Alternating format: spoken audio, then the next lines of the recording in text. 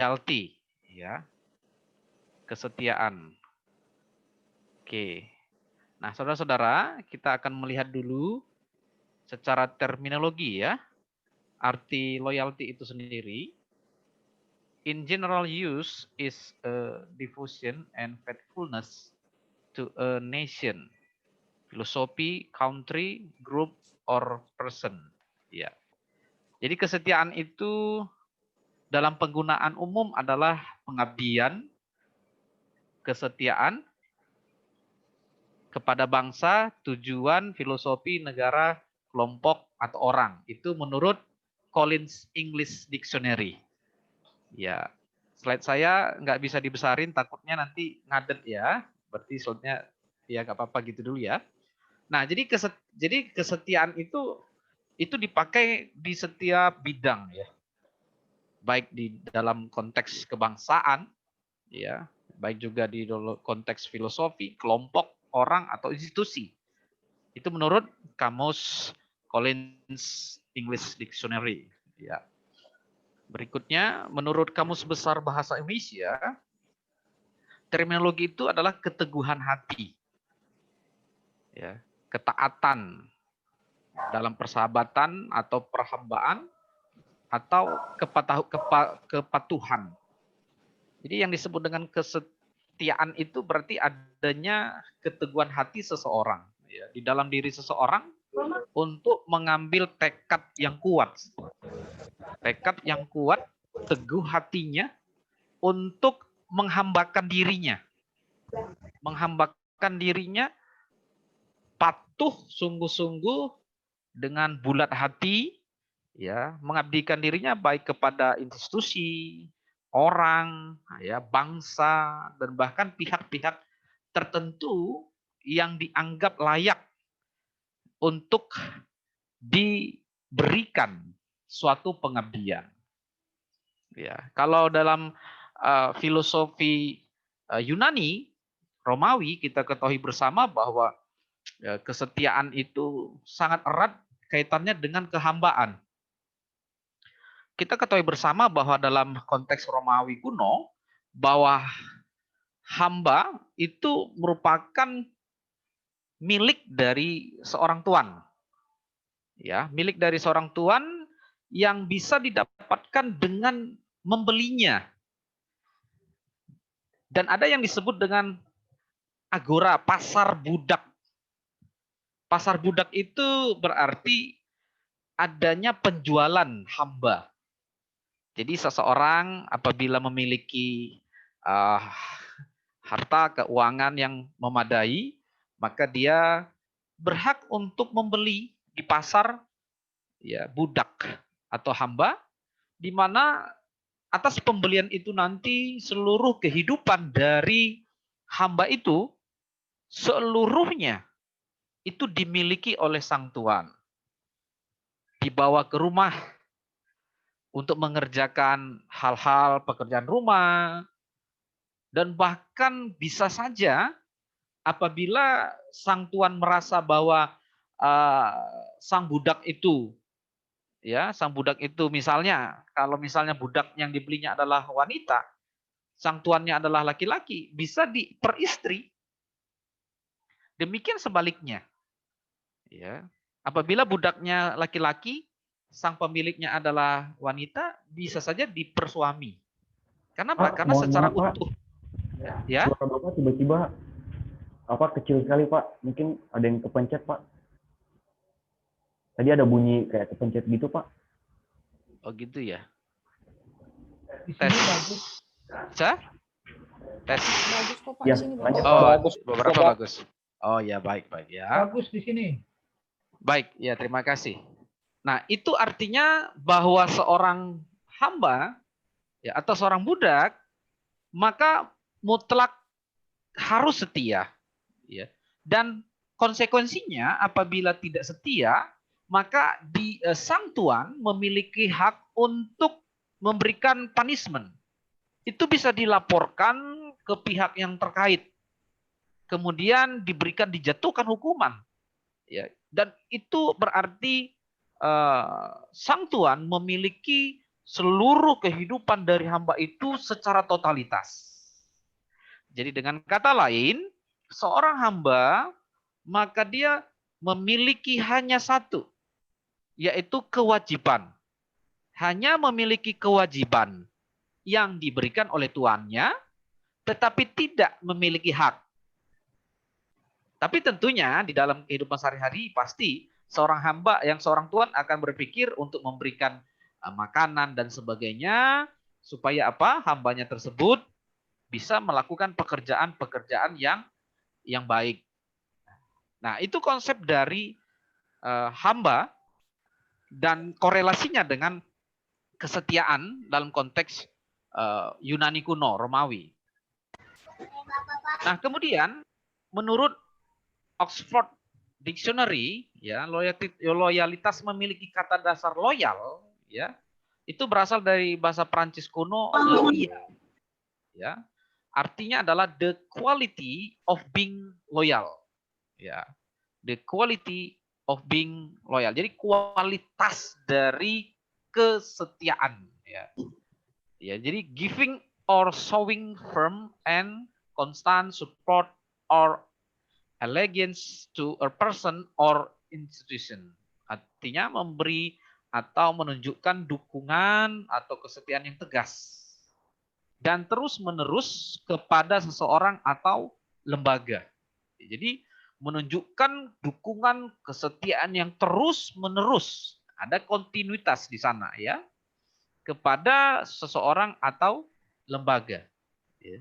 Jadi menurut Oxford Dictionary berarti loyalitas itu adalah mutu dari sikap setia, kualitasnya yang diperlukan oleh sang tuan tentunya terhadap seseorang tersebut. Ya. Kemudian menurut Josiah Royce, ya, menyajikan definisi berbeda dari konsep tersebut. Dalam bukunya The Philosophy of Loyalty, menurut Royce, kesetiaan adalah kebajikan. Ya, jadi ini lebih kepada hati heart ya. Memang kebajikan utama, inti dari semua kebajikan, tugas utama di antara semua tugas. Jadi jadi kesetiaan itu justru inti dari semua kebajikan. Wah, ini menurut Josiah Royce. Jadi kesetiaan itu atau loyalty itu adalah inti dari semua kebajikan atau tugas utama di antara semua tugas. Nah, jadi artinya kalau kita adalah seorang hamba, maka tugas utama kita adalah apa? Setia. Wah.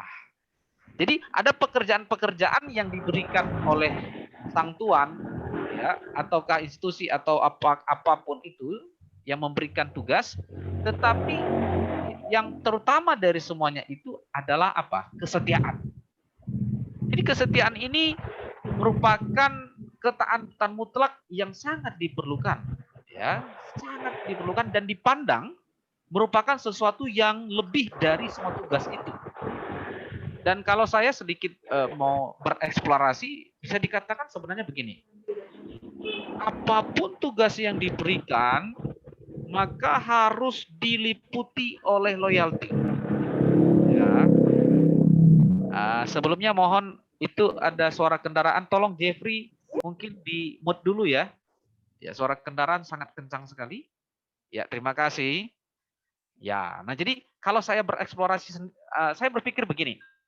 Apapun yang kita lakukan, ya kan, yang terkait hal yang kecil sekalipun maupun yang pekerjaan-pekerjaan apapun yang menjadi tugas tanggung jawab kita, maka sesungguhnya itu harus dilingkupi oleh satu nama yang disebut dengan kesetiaan. Tanpa kesetiaan, maka kegiatan yang kita lakukan itu bisa saja merupakan sesuatu yang tidak sepenuh hati. Di situ maksud saya. Itu yang saya maksud. Nah, sesuai dengan apa yang dikatakan Josiah Royce tadi, bahwa inti dari semua kebajikan atau tugas utama dari semua tugas itu adalah kesetiaan. Ya.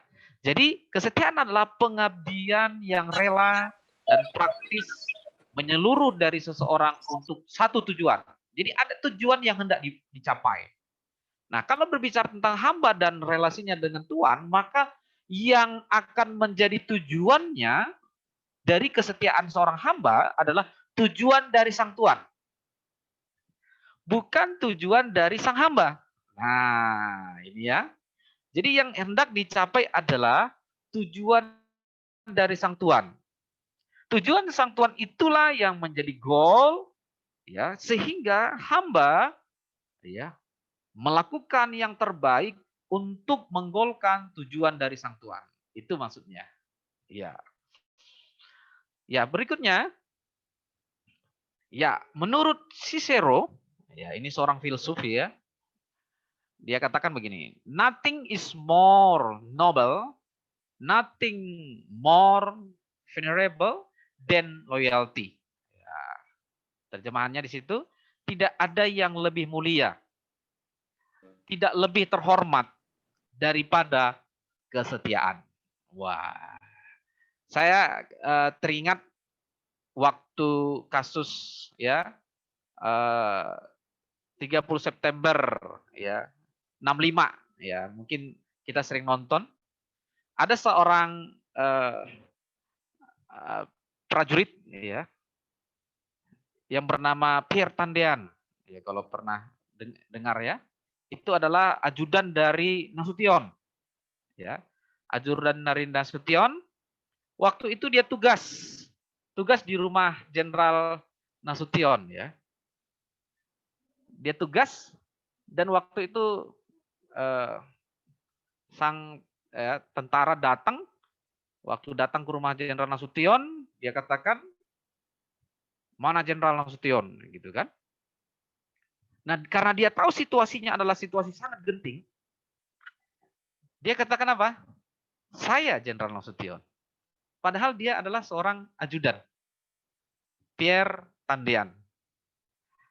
Nah, sang prajurit yang datang ternyata nggak kenal betul, ya Nasution, nggak terlalu kenal gitu ya. Jadi yang dibawa justru siapa? Pierre Tandean. Yang mati justru siapa? Pierre Tandean. Nah, ini luar biasa, saudara. Seorang ajudan dan bisa dikatakan seorang hamba, tetapi ketika menghadapi situasi yang sangat genting dan dia tahu bahwa dalam tanda kutip ya tuannya sang jenderal itu dalam situasi yang sangat berbahaya, justru dia maju dan dia katakan saya. Artinya apa? Dia serahkan seluruh kehidupannya dan dia bahkan rela mati demi sang jenderal dalam tanda kutip tuannya. Nah, ini luar biasa, saudara. Ini yang Cicero juga katakan demikian. Tidak ada yang lebih mulia, lebih terhormat daripada kesetiaan. Nah, oleh sebab itu apa yang dilakukan oleh Pierre Tandean sampai saat ini kita semua tahu itu merupakan suatu bukti loyalitas seorang prajurit terhadap atasannya. Iya.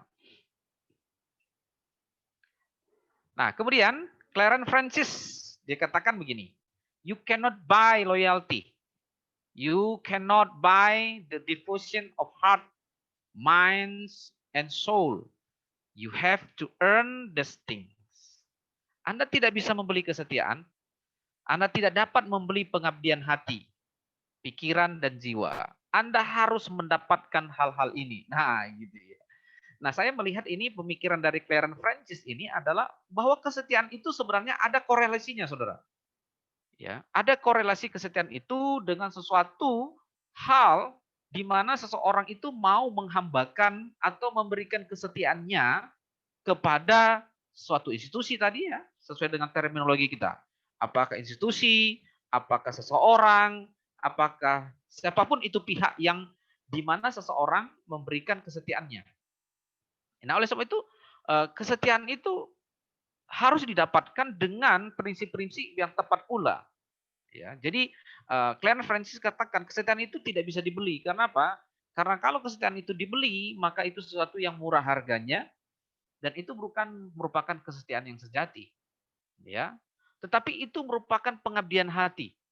Ya. Pengabdian hati yang sungguh-sungguh. Nah, oleh sebab itu nanti kita akan pelajari bagaimana kesetiaan menurut versi Alkitab. Ya. Ya, kesetiaan di sana kita lihat juga ada trust, ya. Ya. Adanya trust. Trust dari siapa? Dari seseorang ya kepada pihak di mana dia akan memberikan kesetiaannya. Adanya kepercayaan. Nah, jadi kepercayaan ini harus dibangun. Ya, antara seseorang itu harus benar-benar percaya bahwa ketika dia memberikan trust-nya, dia memberikan kepercayaannya ya kepada seseorang itu, pihak itu, maka dia yakin bahwa apa yang dia berikan itu, ya kepercayaannya itu sungguh-sungguh, maka itu akan menjadi suatu yang sangat berguna. Ya. Dan pihak tertentu harus juga membangun yang disebut trust. Karena tanpa trust, kesetiaan itu bakal menjadi sesuatu yang tidak menjadi memiliki fondasi yang kuat. Ya, saya yakin bahwa dalam versi apapun, dalam bidang apapun, ya, trust itu menjadi dasar. Trust itu menjadi dasar. Bahkan ketika kita di dalam spiritual juga sama, dalam keagamaan juga sama, dalam konteks ibadah juga sama. Ya, kenapa kita melakukan ibadah? Karena kita trust, adanya kepercayaan. Nah, oleh sebab itu menjadi dasar sekali itu adalah trust. Ya, ketika dasarnya itu adalah trust, maka terbangun yang disebut dengan loyalitas, ya, kesetiaan. Ya. Nah, loyalitas inilah yang akan membuahkan hasil. Ya, membuahkan hasil itu apa? Advocacy. Ya. Nah, ini merupakan buah dari kesetiaan. Apa sih buah dari kesetiaan? Maka akan terlihat dari apa? Bentuk tanggung jawab. Bentuk apa? Perjuangan. Bentuk apa? Action yang nyata. Jadi buah dari loyalitas itu adanya action yang nyata yang akan dilakukan oleh seseorang terhadap institusi kah, ya kan? Negara atau seseorang atau apapun itu. Ya. Jadi loyalitas itu pasti akan berbuah. Jadi itu yang hendak saya sampaikan bahwa loyalitas itu akan memberikan dampak yang positif, dampak yang baik. Nah, oke. Nah, ini saya ambil dari Injil. Ini perkataan Yesus langsung. Ya. Yesus langsung berkata, ya. Yesus katakan tak seorang pun dapat mengabdi kepada dua tuan. Ya. Setia kepada seseorang dan tidak mengindahkan yang lain. Artinya apa? Bahwa setia itu merupakan fondasi di mana ya seseorang mengabdikan dirinya kepada suatu tuan. Jadi tidak bisa dikatakan setia tetapi di dalam dua kaki gitu kan, kaki yang sebelah di sana, kaki yang sebelah di sini. Nah ini, maka firman Tuhan yang lain katakan apa? Ya, orang yang mendua hati tidak akan mendapatkan apa-apa. Nah, dalam konteks ini sangat penting, apalagi dalam konteks ya mempercayai, mempertuhankan Yesus Kristus, maka jelas ya bahwa tidak ada yang lain selain Yesus. Ya. Artinya bahwa setia itu menjadi suatu patokan dan harus adanya pengambilan keputusan. Jadi kalau setia itu berarti apa? Prinsip yang kuat, ya. Prinsip yang kuat untuk memberikan seluruh hidup kita kepada hanya satu, ya, hanya satu Tuhan. Nah, ini yang diajarkan oleh Tuhan Yesus. Ya. Dalam konteks hidup kita sebagai hamba, itu berarti kita hanya mempertuhankan Yesus Kristus. Tidak boleh ada yang lain.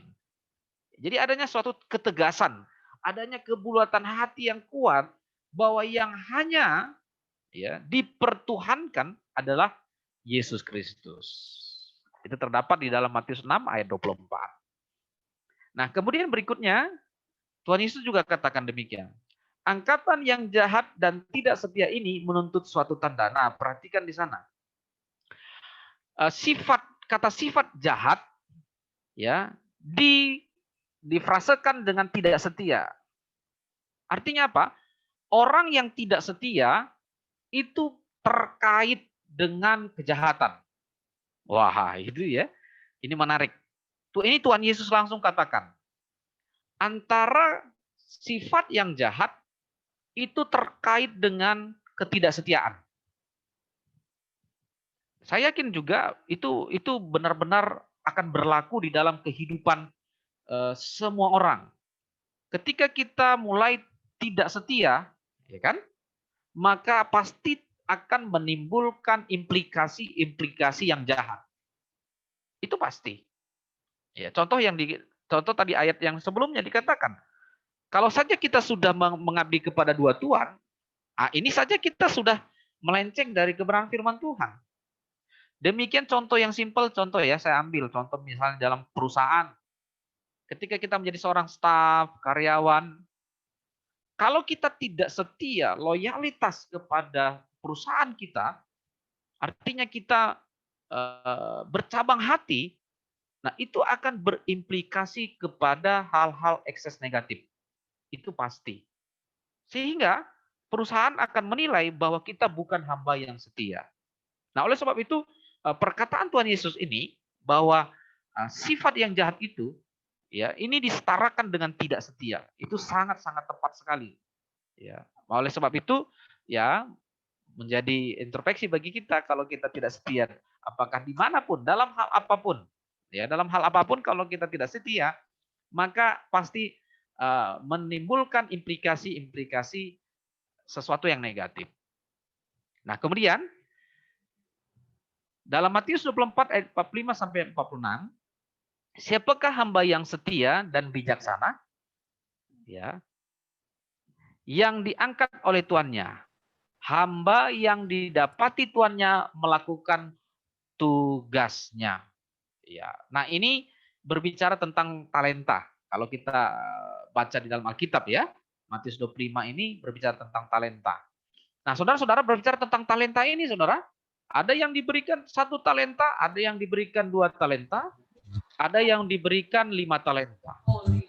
Nah, Sang Tuhan melihat dan mempercayakan talenta itu. Ya, mempercayakan talenta itu seturut atau sesuai dengan kemampuan masing-masing. Jadi Sang Tuhan ini sebenarnya memiliki daya apa ya, benar-benar memperhatikan hambanya ini, kemampuan hambanya. Nah, oleh sebab itu Sang Tuhan itu memberikan 1 kepada seseorang, 1 talenta, yang 1 lagi 2, yang 1 lagi 5 talenta. Nah, seturut dengan kemampuannya. Nah, perhatikan saudara, ketika sang tuannya pulang, maka sang tuan bertanya dan mengumpulkan briefing gitu ya. Briefing dia panggil ya, yang dipercayakan 1 talenta, yang 2 talenta, yang 5 talenta. Dan pertama yang 5 talenta berkata, "Tuan, ya, aku sudah mengembangkan talenta yang kau berikan kepadaku dan inilah hasilnya. Aku membawa 5 talenta lagi." Artinya apa? Dia mampu mengembangkannya. Ya, jadi 5 tambah 5 lagi. Wah, jadi tuannya untung 5 gitu kan. Kemudian yang 2 datang, dia katakan, "Tuan, ini lihatlah, aku telah mengembangkannya." Ya. Dan ini 2 talenta sebagai hasilnya. Wah, sang tuan pun berkata, "Engkau hamba yang setia dan bijaksana." Kemudian yang 1 talenta, dia katakan apa? "Tuan, aku tahu engkau tidak ya menghasilkan dari apa yang kau tabur. Engkau adalah hamba yang jahat, bla bla bla gitu. Ya, maka aku pun mengubur 1 talenta itu ke dalam tanah." Wah, ini dia nih. Nah, saudara, dari perumpamaan tentang talenta ini kita bisa melihat bahwa yang diberikan 1 talenta tadi, ya, dia tidak dapat dipercaya. Dia tidak menjadi seseorang yang loyalitas. Dan dia juga tidak menghasilkan sesuatu yang positif bagi tuannya. Nah, ini ya dia disebut sebagai hamba yang tidak setia. Hamba yang tidak berbuat apa-apa. Dan bahkan di dalam Alkitab dikatakan dia ini adalah hamba yang jahat. Nah, kalau kita perhatikan kenapa disebut sebagai hamba jahat? Karena seseorang hamba itu harus melaksanakan apa yang menjadi tugas tanggung jawabnya. Ya, dia hanya tinggal menjalankan saja. Tetapi justru dia tanam itu, talenta itu. Sehingga apa? Sang Tuhan katakan engkau jahat. Ya. Apalagi dalam konteks pada abad mula-mula kita ketahui bahwa seorang hamba itu tidak boleh membantah sama sekali, ya. Maka benar-benar hamba itu adalah hamba yang jahat. Nah, jadi saudara-saudara, ini menegaskan kepada kita bahwa apapun ya yang diberikan oleh ya sesuatu, apakah atasan kita, siapapun dia, ya, maka kita harus benar-benar taat dan setia dan bahkan melakukannya, melaksanakan apa yang diperintahkan atasan kita dengan baik, sehingga itu akan menghasilkan sesuatu yang positif. Nah, memang ini sebenarnya merupakan perumpamaan tentang kerajaan sorga, tapi kita tidak dulu sampai ke sana dulu pembahasan kita ya. Saya hanya mengorek dalam konteks kesetiaannya saja dulu. Ya, baik. Kemudian, ini bukti hamba yang setia. Wah, kalau bicara tentang bukti hamba yang setia, maka kita langsung teringat Abraham kan? Ya, Pak Bram ada di sini nih. Abraham dipanggil Tuhan untuk mempersembahkan putranya sebagai korban bakaran sebagai ujian kesetiaan Abraham. Wow, ini dahsyat sekali ya. Jadi dalam konteks di mana Tuhan memberikan Ishak kepada Abraham, di mana Abraham dan Sarah itu memang bisa dikatakan mendapatkan Ishak itu sebagai suatu mujizat dari Tuhan, dan itu hanyalah satu-satunya anaknya, tetapi justru Tuhan sedang menguji kesetiaan Abraham. Apakah Abraham itu benar-benar setia kepada Tuhan? Ya. Ataukah Abraham justru lebih mencintai anaknya? Kira-kira begitu ya. Tapi lihat bagaimana setianya Abraham, saudara-saudara. Ya. Waktu Tuhan dalam kitab Kejadian 22 ya memerintahkan Abraham untuk mempersembahkan Ishak anaknya, Abraham tidak membantah sama sekali. Ya. Pada pagi-pagi hari Abraham mempersiapkan segala sesuatunya dan kemudian membawa Ishak ke Bukit Moria, ya, dan kemudian mempersiapkan kayu bakaran, dan kemudian Abraham siap-siap untuk ya menyembelih Ishak anaknya. Wow, ya, ini sesuatu yang benar-benar di luar dari logika kita manusia kalau kita pikirkan zaman ini ya. Tetapi disitulah Abraham mampu membuktikan kesetiaannya kepada Tuhan, ketaatannya kepada Tuhan. Nah, kemudian ada Yusuf. Ya, kesetiaan Yusuf kepada majikannya Potifar dan penolakannya terhadap rayuan istri Potifar. Nah, ini Yusuf juga luar biasa. Ya, ya Potifar itu mempercayakan seluruhnya apa yang dimilikinya kepada Yusuf untuk mengelolanya dengan baik. Ya, tetapi di tengah-tengah kepercayaan dari sang tuan, dari Potifar, justru ada tantangan, yaitu istri Potifar merayu. Nah, di sini saudara, dari adanya kepercayaan, tetapi adanya juga tantangan. Di sini apakah kita benar-benar setia? Apakah Yusuf setia? Kan gitu ya. Ya, ini kalau sedikit saja Yusuf melakukan kesalahan, waduh, ini berbahaya. Dan memang pada akhirnya istri Potifar itu memang menuduh dan mencelakakan Yusuf, meskipun Yusuf tidak melakukan apa-apa. Tapi kita perhatikan kelanjutannya bahwa Tuhan membela Yusuf. Ya. Jadi kesetiaan dari Yusuf kepada Potifar, meskipun pada akhirnya Potifar memandang Yusuf salah, istri Potifar juga memandang Yusuf salah, tetapi kita lihat endingnya bahwa Tuhan membela Yusuf.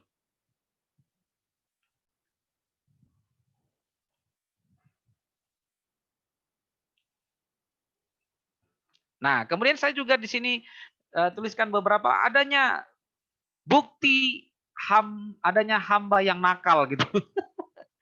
Hamba yang nakal ini ya. ada Yunus ini, saya buat nih hamba yang sensitif. Tapi sebenarnya saya buat juga dia itu hamba yang agak nakal gitu ya. Yunus diperintahkan untuk memberitakan ya berita pertobatan ya kepada Niniwe, tetapi justru dia pergi ke Tarsis kan gitu ya. Dalam Yunus 1 ayat 3 dia kabur dari tugas dan tanggung jawabnya. Ya, Yunus dalam tanda kutip melawan perintah yang diberikan oleh Tuhan kepadanya. Ya, ini jangan sampai ini mahasiswa STT begitu ya. Si A kita utus ya kemana Pak?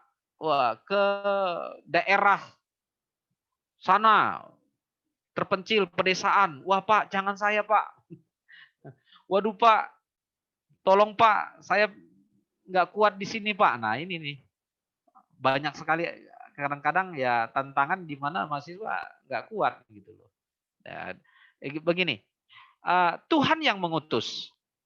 Tuhanlah yang mengutus Yunus dan Tuhan tahu kemampuan Yunus. Nah, ini yang penting kita pahami, Saudara.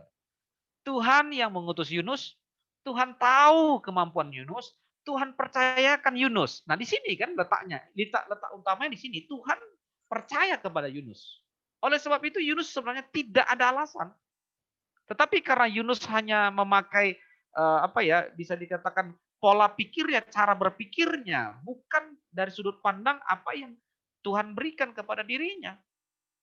Sehingga apa? Maka gejolak itu terjadi dalam diri Yunus. Ketika dia diutus, maka dia lari, dia tolak. Nah ini saudara, kalau kita ya mencoba untuk mengukur segala sesuatu dari pola pikir kita, tetapi bukan dari sudut pandang kebenaran firman Tuhan, maka kita bisa gagal menjadi hamba yang setia. Berikutnya kita lihat lagi ada Gehazi, hamba yang tidak setia taat. Ya, kita tahu bersama Gehazi ini juga sama ya, bahwa Nabi Elia pada waktu itu menolak untuk diberikan sesuatu, ya, menolak untuk pemberian dari Bileam ya, Balak ya.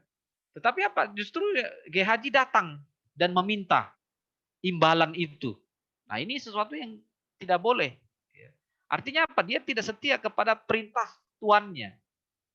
Sehingga apa yang terjadi? Gehazi justru mendapatkan sakit kusta dari tuannya itu. Berikutnya, mendua hati itu sama dengan dosa. Yakobus 4 ayat 8 merusak loyalitas suatu tujuan. Ya. Oke, hamba yang setia itu bisa kita lihat dari beberapa tokoh-tokoh ya. Ya tentunya Paulus adalah hamba yang setia juga ya. Dan bahkan Yesus juga disebut sebagai hamba yang setia. Nah, tetapi saya mau melihat beberapa tokoh-tokoh di sini. Nah, Efesus 6 ayat 21 pelayan yang setia di dalam Tuhan. Nah, Timotius ya kesetiaannya telah teruji di sana dikatakannya. Timotius kita ketahui bersama bahwa dipercayakan oleh Rasul Paulus di dalam setiap pelayanan dan bahkan pengembalaan ditempatkan oleh Rasul Paulus. Timotius itu meskipun masih muda tetapi kesetiaannya telah teruji. Ya. Kemudian Sunsugos. Ya, Paulus katakan Sunsugos adalah temanku yang setia, teman di dalam pekerjaan Tuhan. Berikutnya ada Epafras, pelayan Kristus yang setia.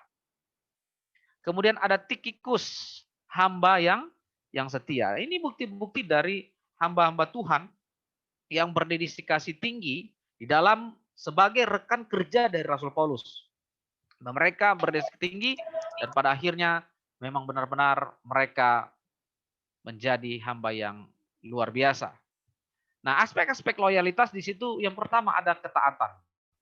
Nah, saudara ini saya mau cerita sedikit ya, bisa kesaksian ya bisa. Tahun 2007 itu saya dipercayakan Tuhan sebagai full timer di dalam satu gereja. Full timer dalam satu gereja ya di Jakarta. Nah, saudara, full timer di dalam satu gereja itu ya karena seluruh aktivitas saya itu di dalam gereja gitu ya. Tahu saudara, saya sebagai evangelis ya, dulu evangelis itu hanya tahun 2007 ya. hanya diberikan penghidupan. Nah, ini mau kesaksian nih. Hanya 100.000 per bulan. Bayangkan loh, tahun 2007 loh ya. Tahun 2007 itu dengan sekarang sebenarnya nilainya itu harga ekonomi hampir sama, saudara. Nggak jauh beda maksud saya. Hanya 100.000 sebagai seorang full timer. Di situ makannya 100.000 untuk makan beras, lauk, untuk sabun, untuk semua deh, semua 100.000. Bayangkan saudara. Kalau saya pikir-pikir, ya, kalau saya pikir dengan pikiran saya manusia, wah, 100.000 ini nggak layak. 100.000 ini nggak cukup, saudara. Bayangkan, di situ beli beras, beli lauk, 100.000 sebulan. Tapi disitulah saya bisa melihat bukti dari pemeliharaan Tuhan itu luar biasa dahsyat, saudara. Saya hanya mengambil komitmen begini. Tuhan, Engkau percayakan hamba di sini sebagai pelayan Tuhan, sebagai full timer. Saya yakin dan percaya Tuhan bahwa Tuhan Engkau akan memelihara hamba. Itu komitmen yang selalu saya pegang. Tuhan tidak akan pernah membiarkan hamba kelaparan. Saudara, luar biasa saudara. Ada banyak hal-hal yang Tuhan kerjakan ketika saya benar-benar taat kepada perintah ya dari gembala. Ya, ini gembala dan meskipun itu saya percaya itu dari Tuhan. Nah, di sini ya. Nah, terkadang dalam pikiran kita kan terjadi dualisme. Itu kan pendeta, itu gembala, itu kan bisa saja gembala salah. Nah, itu yang terjadi bisa saja dualisme. Tapi pada waktu itu saya benar-benar mengambil kesimpulan, tekad yang kuat bahwa saya dipercayakan oleh gembala dengan ini. Saya yakin dan percaya bahwa itu dari Tuhan. Nah, begitu saudara.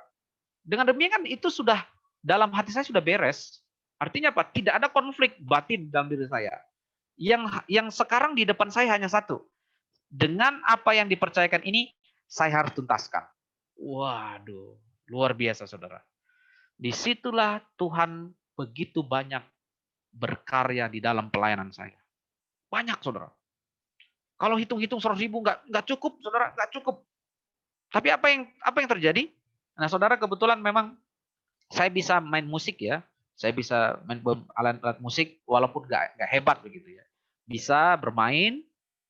Ternyata jemaat itu melihat, Pak, tolong dong ajari anak saya, Pak.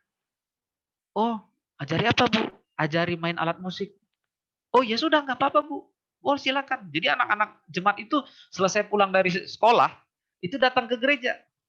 Saya ajari main alat musik. Gitu kan. Saya nggak pernah berpikir apa-apa pada waktu itu.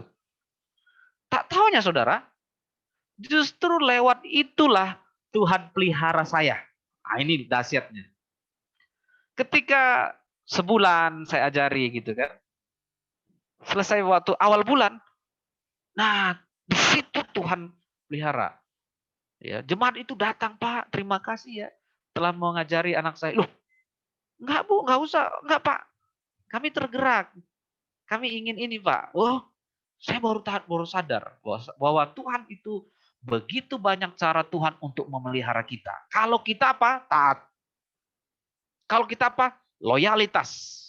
Kalau kita apa? Mengabdikan diri kita kepada Tuhan sungguh-sungguh, Tuhan pelihara. Yakin dan percaya, saudara. Nah, itu berlanjut, saudara. Terus berlanjut.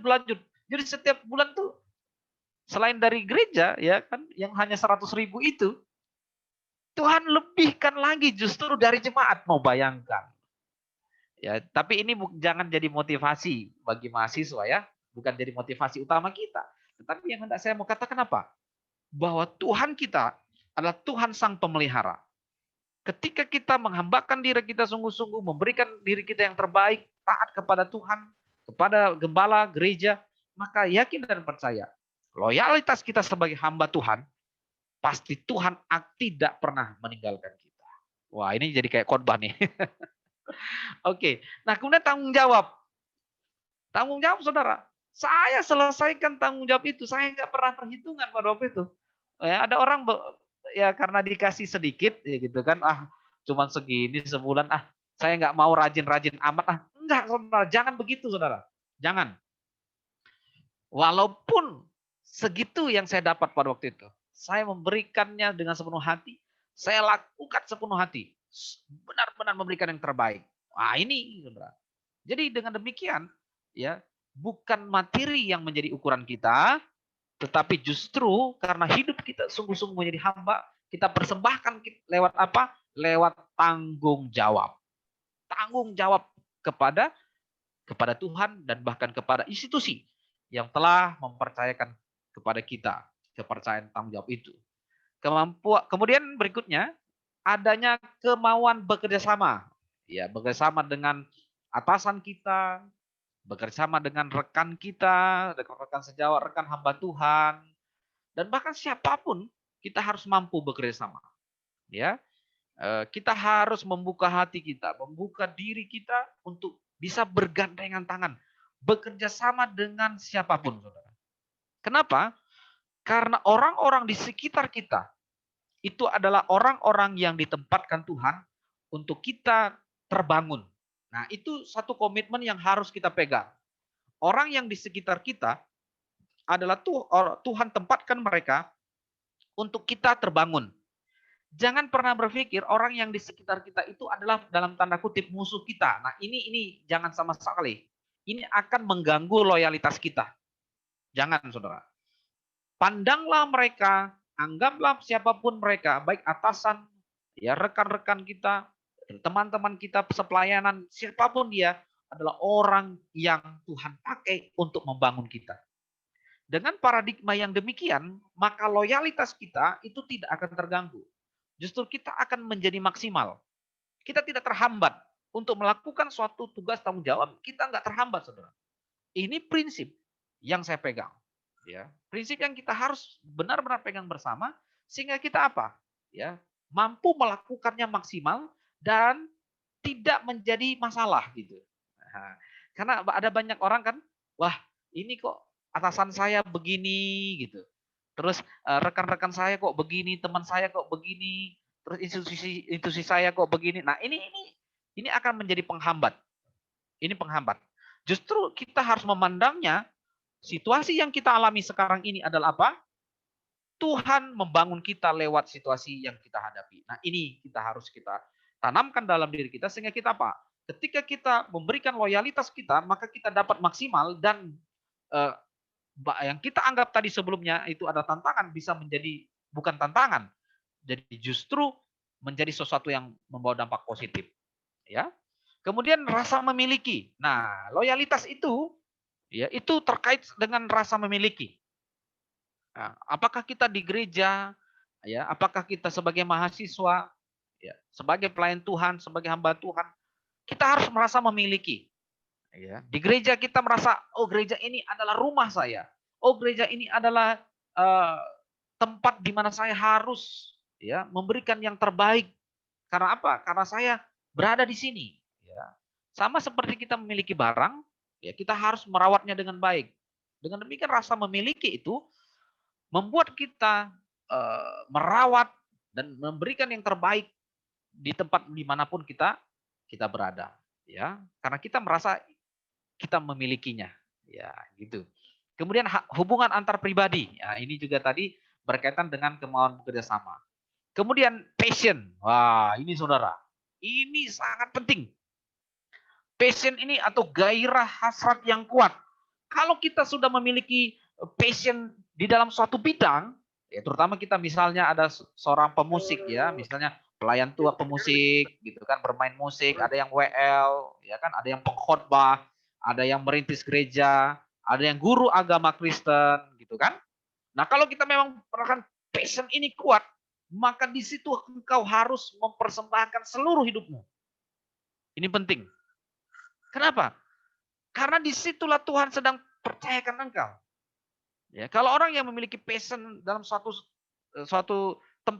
bidang tertentu, udah pokoknya cemplung deh. Seluruh hidup kita cemplung. Maka di situ baru kita bisa loyalitas. Kalau enggak bisa, saudara. Nah, ya saya seperti apa yang juga saya alami, ya, ketika di dalam dunia STT, ya, Ya, saya mengajar sejak tahun 2008 ya. 2008 berarti sekarang udah ya berapa tahun ya? Hampir 12 tahun ya. Sejak tahun 2008 saya mengajar di STT. Itu luar biasa, Saudara. Pak, berapa gajinya ngajar di STT? Gajinya 30 hari dalam 30 dalam sehari gitu. Enggak ada gitu. Kalau dihitung materi enggak ada. Tetapi prinsip saya selalu apa? Kerja buat Tuhan selalu manis.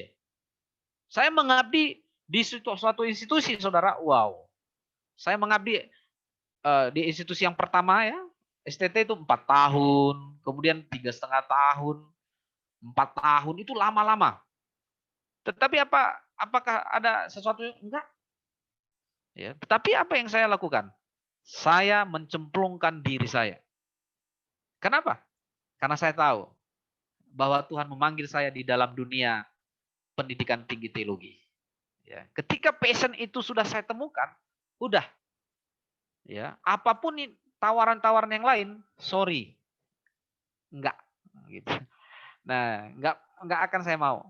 Ada tawaran, Pak, udah ngajar guru agama di sekolah, enggak, saya enggak mau. Nah, ini Saudara, ini komitmen yang saya ambil. Ketika apa passion itu memang sudah kita temukan, cemplungkan diri kita, dan kemudian benar-benar kita hidup di dalamnya, sungguh-sungguh kerjakan yang terbaik. Ya, meskipun, wow, ketika kita tahu passion kita di situ, apakah nggak ada tantangan? Oh, tantangan banyak, Saudara. Banyak sekali. Seperti yang saya katakan tadi. Ya, saya tidak pernah dapat gaji. Ya, tetapi apa? Sampai hari ini, karena Tuhan yang memberikan kepercayaan, terus bekerja untuk Tuhan. Dan moto saya selalu itu ya, lagu itu. Kerja buat Tuhan, selalu manis. Itu moto saya selalu. Itu lagu itu menguatkan saya, Saudara. Kalaupun pas nggak ada lagi uang gitu kan, dalam kesulitan sekali seperti yang saya alami tadi ya, tahun 2007 itu, wah cukup itu nyanyi aja.